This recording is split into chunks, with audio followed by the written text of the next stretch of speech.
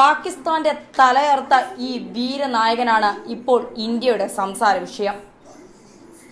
ശത്രുപ്രളയത്തിൽ കൃത്യമായി പ്രഹരം ഏൽപ്പിക്കാനുള്ള മികവാണ് നിയന്ത്രണ രേഖ കടന്നുള്ള ആക്രമണത്തിനായി ഇന്ത്യൻ വ്യോമസേന മിറാഷ് 2000 വിമാനങ്ങൾ തിരഞ്ഞെടുക്കാനുള്ള കാരണം. എതിരാളികൾക്ക് അണുവിട പോലും സംശയം തോന്നാതിരിക്കാൻ 5 വ്യോമ താവളങ്ങളിൽ നിന്നാണ് മിറാഷ് വിമാനങ്ങൾ പറന്നുയർന്നതെന്നാണ് റിപ്പോർട്ടുകൾ. പ്രയാസമേറിയ ലക്ഷ്യങ്ങളിൽ കൃത്യമായി ആക്രമിക്കാൻ കഴിയുന്ന ലേസർ ബോംബുകൾ 1960-ൽ അമേരിക്ക വിയറ്റ്നാം യുദ്ധത്തിന് വേണ്ടിയാണ് ആദ്യമായി വികസിപ്പിച്ചെടുത്തത്.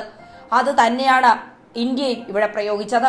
ഇതിന്റെ കൃത്യത വ്യക്തമായതോടെ റഷ്യ, ഫ്രാൻസ്, ബ്രിട്ടൻ, ഇസ്രായേൽ തുടങ്ങിയ രാജ്യങ്ങളും ലേസർ ബോംബുകൾ നിർമ്മിച്ചു തുടങ്ങി. പോർ വിമാനങ്ങളിൽ നിന്ന് ലേസർ സംവിധാനം ഉപയോഗിച്ച് ലക്ഷ്യം കൃത്യമായി രേഖപ്പെടുത്തിയ ശേഷം അതേ പാതയിൽ സഞ്ചരിച്ച് പ്രഹരിക്കാൻ കഴിവുള്ളവരാണ് ലേസർ ബോംബുകൾ. 2013-ലാണ് ഇന്ത്യ സുദർശൻ എന്ന പേരിൽ ലേസർ ബോംബ് വിജയകരമായി നിർമ്മിച്ചത്. 2006-ൽ രൂപകൽപ്പന പൂർത്തിയായെങ്കിലും ലേസർ ബോംബുകൾ ഉപയോഗിച്ചുള്ള വ്യോമ വിമാനങ്ങൾ കൊണ്ടാണ് ഇന്ത്യ പാകിസ്ഥാന് നേരെ ഇന്ന് പുലർച്ചെ 3:30-ന് അപ്രതീക്ഷിതമായ ആക്രമണം നടത്തിയത്. എന്തായാലും ആ ആക്രമണത്തിന്റെ വീരനായകൻ ഇപ്പോൾ മിറാഷ് തന്നെയാണ്.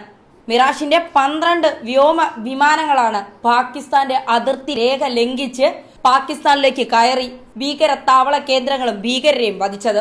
2013-ലാണ് ഇന്ത്യ സുദർശനൻ എന്ന പേരിൽ ലേസർ ബോംബ് വിജയകരമായി നിർമ്മിച്ചത്. 2006-ൽ രൂപകൽപ്പന പൂർത്തിയായെങ്കിലും 7 വർഷത്തിന് ശേഷമാണ് വിജയകരമായി ഇന്ത്യക്ക് അത് പരീക്ഷിക്കാനായത്. ഇതോടെ ഈ സംവിധാനം വ്യോമസേനയുടെ ഭാഗമാവുകയും ചെയ്തു. ഭാരത് ഇലക്ട്രോണിക്സ് ആണ് സുദർശനൻ നിർമ്മിക്കുന്നത്. 450 കിലോ ഭാരമുള്ള ബോംബ് ഏകദേശം 9 കിലോമീറ്റർ ദൂര പരിധിയിൽ വരെ പ്രയോഗിക്കാൻ സാധിക്കും.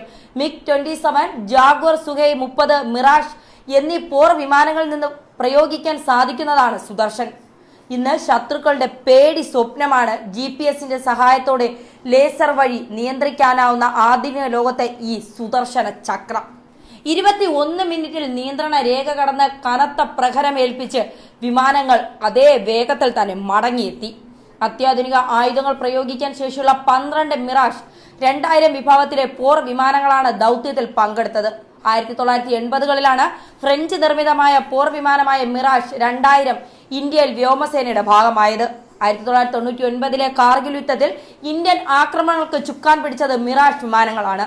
ലേസർ ഗൈഡ് ബോംബുകൾ, ന്യൂക്ലിയർ ക്രൂസ് മിസൈൽ എന്നിവ വഹിക്കാൻ കഴിയുന്ന വിമാനത്തിന് 6.3 ടൺ ഭാരം വഹിക്കാനുള്ള ശേഷിയുണ്ട്.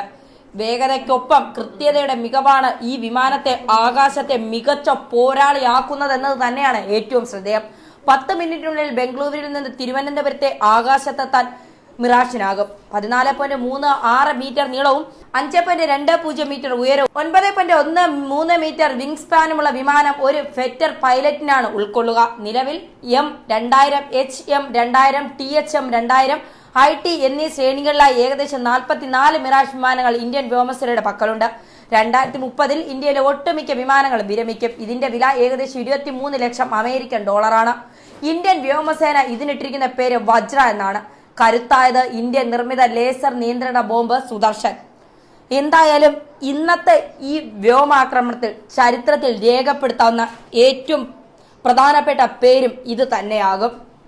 ഇന്ത്യ ഉപയോഗിച്ച ഈ വജ്രായുധം സുദർശന ചക്രം ഇത് തന്നെയാണ് ഇന്ത്യക്ക് പാകിസ്ഥാൻ തന്ന തിരിച്ചടിക്ക് ഇന്ത്യ പ്രയോഗിച്ചത്. പാകിസ്ഥാന്റെ നിയന്ത്രണ രേഖ കടന്നുള്ള ഈ ആക്രമണത്തിന് തിരിച്ചടി നൽകുമെന്ന് പാകിസ്ഥാൻ ഉറപ്പിച്ചു പറയുമ്പോഴും ആശങ്കകൾ നിലനിൽക്കുമ്പോഴും കൊടുക്കാനുള്ളത് കൊടുത്ത് കൃത്യമായി ലക്ഷ്യസ്ഥാനത്ത് കൊടുത്തിട്ട് തന്നെയാണ് ഇന്ത്യൻ പോർ വിമാനങ്ങൾ അല്ലെങ്കിൽ വ്യോമസേനയുടെ അതിശക്തമായ മിറാഷ് തിരികെ എത്തിയത്. ഇത് അഭിമാനിക്കാനുള്ള നിമിഷമാണ്.